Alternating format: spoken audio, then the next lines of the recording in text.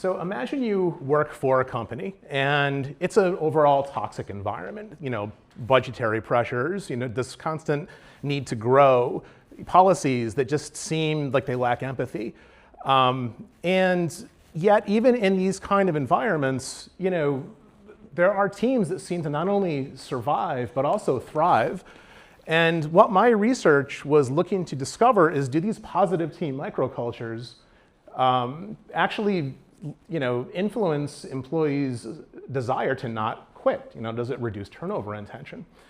So what I did was I initially brought together these three concepts. But first, let me talk about what the definition of this is. It's the people you work with every day. It's your supervisor, your coworker, your peers. And it's marked by three things: psychological safety, or the ability to speak your mind without being threatened or to feel safe. The second is cohesion. Is everyone aligned in their work? And the third is positive communication, communication that supports during periods of stress. So I initially thought of this construct like a pyramid.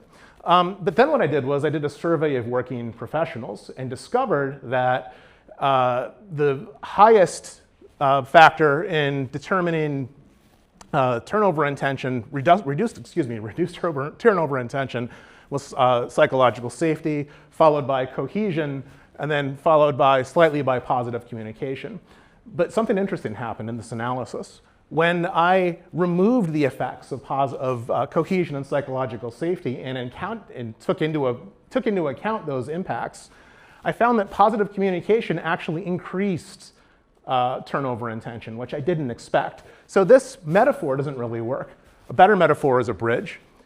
Psychological safety and cohesion are the pillars of the bridge. When they're strong, they kind of support the team. They bear the load of the team. When they're weak, positive communication actually shows cracks in the system. And it could mean that you think you may have a communication problem, but you actually have a structural problem. So my takeaway from this is, if you're a leader of a team and you want to retain your best talent, it's a good idea to focus on psychological safety and cohesion and maybe reduce the messages a little bit. Thank you.